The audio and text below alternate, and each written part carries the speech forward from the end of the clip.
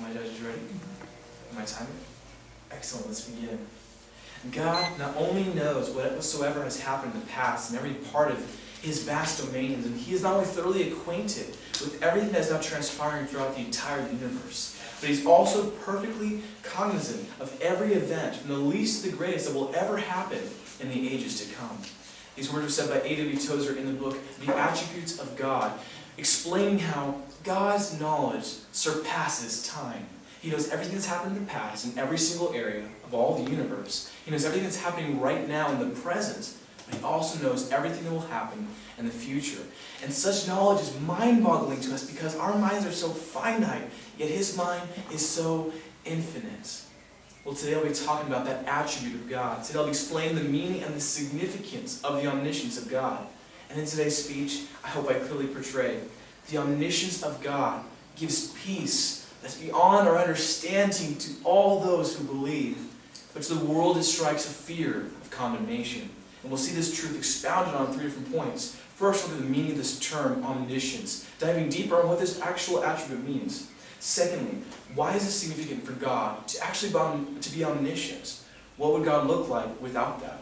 And lastly, how is it significant for both believers and non-believers when considering the attribute of omniscience? So with that, let's begin looking at the first point of what is the meaning of this term. Well, besides A.W.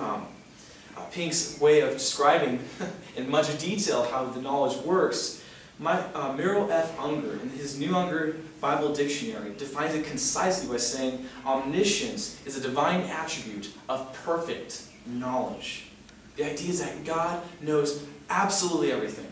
In a summarization, everything in the world, everything about the world, he was the creator, so therefore, creating time and everything within it, he knows to the absolute detail. And this is affirmed in Psalm 147:5 when it says, "Great is our Lord and mighty in power. His understanding is infinite." However, it's not just head knowledge about details and facts, but God also knows it intimately. Think about Matthew 10:30. The very hairs of your head are all numbered. Consider that God not only knows the facts of the world and the system of the universe, but he knows each and every one of us individually and personally. The omniscience stretches to an individual level. This is the definition of omniscience. But when considering this, why is it significant for God to have omniscience? Well, let's take a look at that. That's my next point today. Consider what God would look like if he was not omniscient. Well, if he was not omniscient, he would be comparable to a human.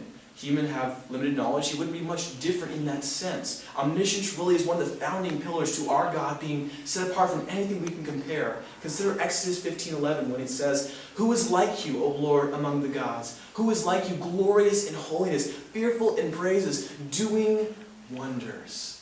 Our God is set apart because of his character. If we take any single attribute, especially omniscience, he becomes something comparable to where we can compare to him.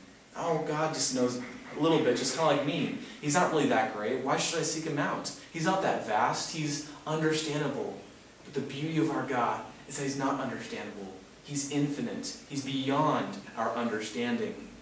Moreover, by his omniscience, he brings judgment to the world. Proverbs 5:21 says, "For the ways of man are before the eyes of the Lord, and he ponders all his paths." If God does not have his omniscience, no one would need to be accountable to him. Because he would forget, obviously. We forget things all the time. So also when he forget our wrongs, he wouldn't be able to hold true justice. Which brings to my last point. Why is it significant for us as men to understand the omniscience of God? Well, for those who believe, there's a peace that surpasses all understanding. Because our God knows everything, and we can trust in him. Corrie ten Boom, a woman who was a very wise lady, who was in a time of desperation, trusted her God because of his omniscience. She writes, "Never be afraid to trust an unknown future to a known God." See, God intimately knew Corrie, and Corrie intimately knew God. And through that knowledge, through God's omniscience, she was able to find a peace that was beyond understanding because he is the Prince of Peace. It all ties together and starts with the omniscience. Consider James 1:5. "If any of you lack wisdom, let him ask of God, who gives liberally and without reproach, and it will be given to him." Think about this. When we are in times of trouble, because our God knows all things, He says, I am willing to offer you that wisdom. I am willing to offer you a plan. Trust in me. Proverbs 3:5-6. Trust in the Lord with all your heart. Lean not on your understanding. Why? Because God knows it all. We don't have to know anything, but simply trust in Him. But for the world, it's a much different outlook when we consider the omniscience. There's a fear of condemnation. Ecclesiastes 12:14. For God will bring every work into judgment, including every secret thing, whether good or evil. The difference for the world is now that every wrong they've ever done is known by God, and it will be held accountable. By the omniscience, fear of judgment comes.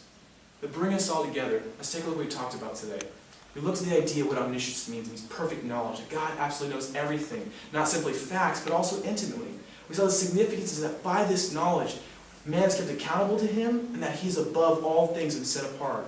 We lastly saw the significance of this, is that for those who believe, we find a peace that's beyond understanding, like Corrie ten Boom said. But for the world, they find condemnation because they are held accountable. But I say all this to bring this last point. As I opened with A.W. Pink talking about how God knows absolutely everything, the past, present, and future, I hope I've shown today that that knowledge, that omniscience is where we find our rest. We can trust in God, but for the world, it comes to condemnation. They are held accountable, and this is the beauty of the omniscience of God. Thank you.